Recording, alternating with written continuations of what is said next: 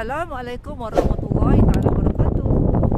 Okey, kali ni saya nak ceritakan, nak sambung balik cerita sirah tentang Habil dan Qabil. Saya masih lagi di pantai anak-anak. Kita dah main air laut ni. Tu dia orang. Okey. Habil dan Qabil. Okey, sebelum ni saya cerita tentang Nabi Adam kan. Nabi Adam AS dah pun diturunkan ke bumi oleh Allah SWT bersama dengan isterinya Hawa. Mereka bertemu di Arafah. Okey, kawan-kawan semua tengok balik video sirah saya tentang Nabi Adam AS yang melayakan Iblis lah. So, kali ni kita nak ceritakan tentang anak Nabi Adam AS. Anak Nabi Adam AS. Anak Nabi Adam AS ada 40 orang, di mana Hawa telah mengandung lebih kurang sebanyak 2 kali. Lepas tu, dan setiap kali tu kembar, lahirnya kembar. Dan anak sulung, okey, paling banyak kisah yang paling masyhur kisah adalah kembar Habil dan juga Qabil. Okay, kawan, jadi Fir nak tanya, mana satu abang? Habil yang abang ke Qabil yang abang?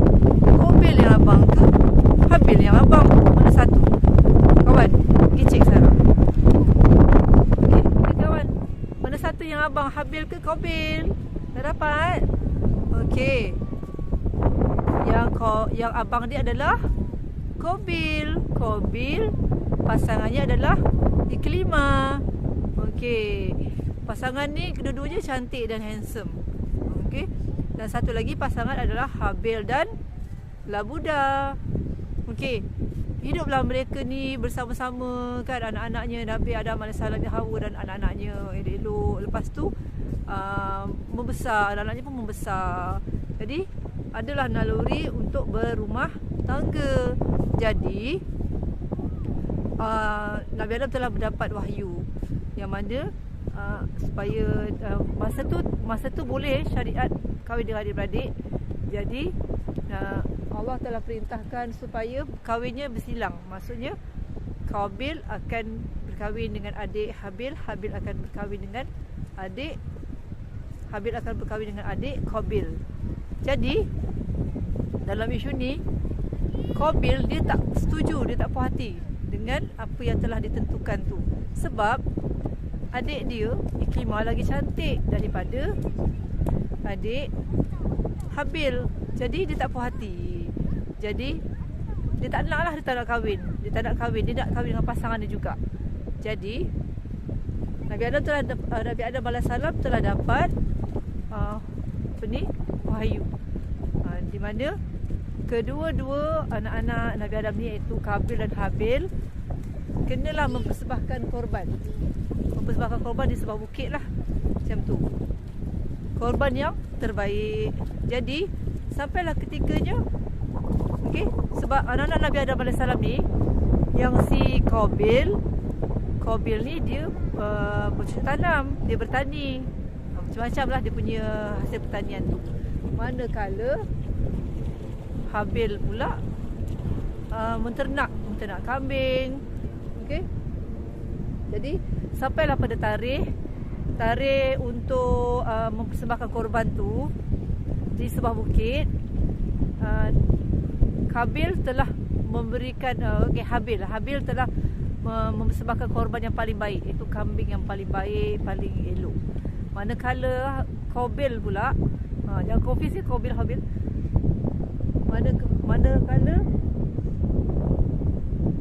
Manakala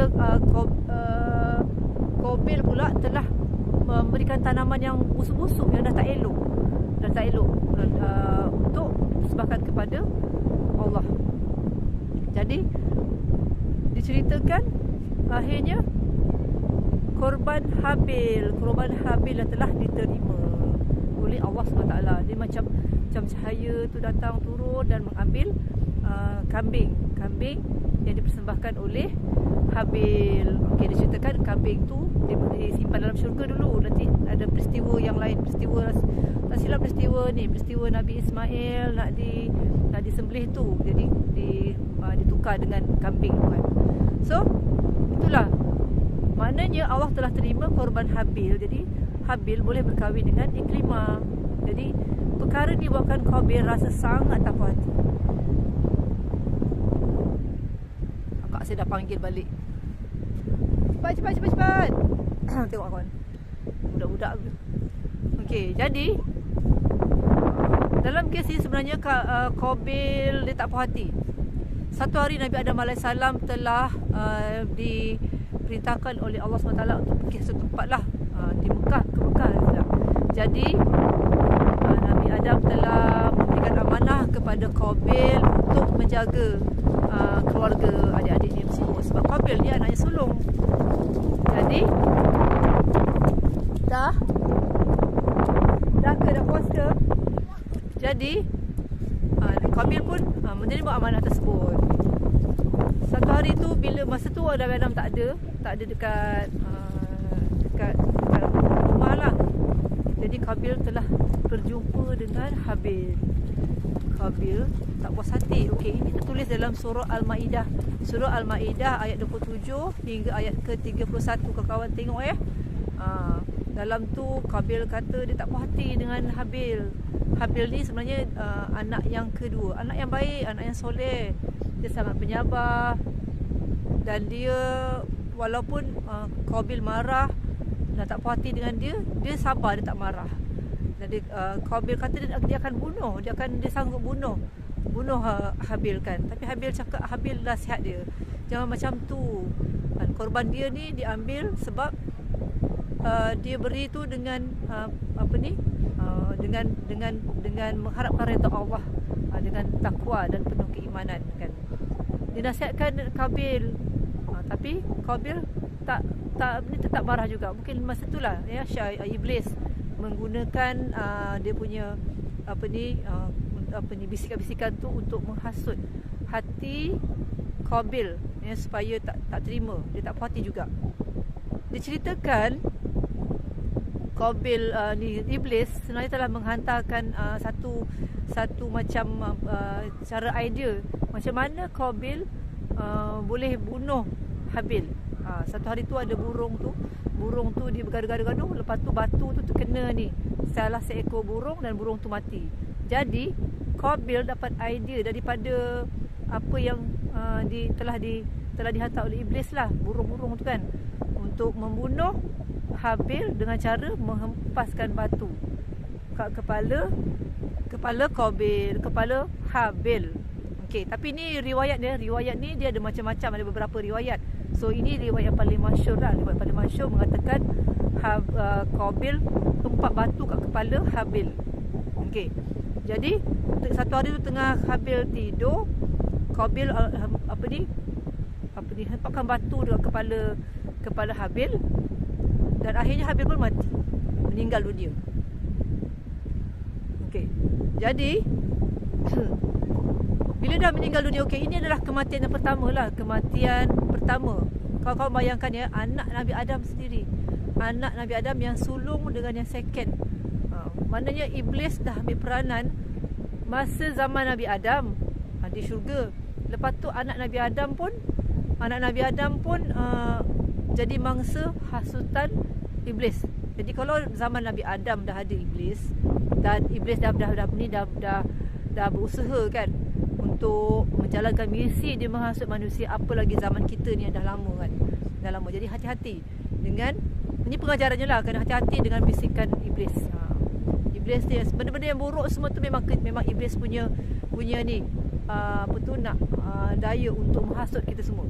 So masa tu jadi Qabil jadi macam tak keruan. Allah, macam mana ni? Sebab itu adalah manusia pertama yang mati, yang meninggal. Jadi dia tak keruan macam mana ni nak buat dengan mayat ni kan. Masa tu pun dia tak tahu nak buat macam mana. Tapi satu hari Allah hantar 2 ekor burung. Itu burung gagak yang telah bergaduh kan, dan salah seekornya mati. Dan burung gagak yang satu lagi tu dia gali-gali tanah dan tanam seekor lagi. Jadi itulah yang membuat yang satu cetusan buat Qabil untuk menanam Habil. Lepas tu dah tanam dah. okey, dah hilangkan jejak kan. Satu hari Nabi Adam AS balik semula. Dikumpulkan anak-anaknya semua. Lepas dikumpulkan dia tengok Habil tak ada. Dia tanya pada Qabil, sebab Qabil abang yang sulung kan, mana Habil, cakap. Si Qabil ni dengan memang perangai dia memang tak beradab sikit lah. Dia cakap, mana saya tahu, dia nak ke mana pun manalah saya tahu. Mungkin dia ke sana ke kemari ke, bukan kerja saya yang ni. So Nabi Adam AS mengerahkan ke semua anak-anak dia untuk cari Habil. Tak jumpa. Tapi akhirnya kedapatan juga, jumpa juga. Dan akhirnya Nabi Adam tahu juga rupa-rupanya kerja Qabil yang membunuh adik dia sendiri. Nabi Adam sedih sangat. Kenapa anak dia kan, yang dia telah bagikan ilmu agama, sanggup bunuh saudara sendiri kan. Inilah kawan-kawan semua pengajaran. Satu lagi pengajarannya, adik-beradik tapi boleh berbunuh-bunuhan kerana nafsu, kerana perempuan. Itulah dia. Kena hati-hati dengan nafsu. Kena hati-hati dengan godaan adik macam perempuan cantik ke apa ni kan. Itu semua adalah nafsu belaka. Okey. Takkan memang Allah murka, Allah tak redha kerana perbuatan macam tu. So itulah dia. Nabi Adam sedih sangat kan, tak apa yang anak sendiri buat kan. Dan Qabil pun rasa macam tengok ayah dia sedih, dia pun macam rasa bersalah sangat. Dan dia akhirnya dia pun pergi dengan family dia pergi bawa diri dia, dikatakan ke Yaman. Lepas tu itulah dia kisah Habil dan Qabil. Astagfirullahalazim, akhirnya dia dah berenang. Itulah kalau bawa anak-anak main laut, lagi-lagi yang kecil macam ini kan, kita tak boleh percaya dia. Akhirnya dia akan berenang juga. Padahal kita suruh main pasir je, akhirnya dia akan berenang juga. So sekian dulu cerita tentang Habil Qabil kali ini. Kawan-kawan, teruskan nonton video saya. Sebab apa? Saya nak terus cerita tentang sirah untuk anak-anak ni memahami sirah. Anak-anak kita ni bukan rajin baca buku mengenai sirah, padahal sirah ni kita semua kena tahu. Dan support, jangan lupa subscribe dan like dan share. Kita kawan-kawan anak-anak semua tonton untuk tahu lagi sirah tentang kisah Nabi-Nabi kita dan apa saja yang berkaitan dengan agama. Kita kena tahu, kita kena belajar. So sekian dulu, jumpa lagi. Innalika.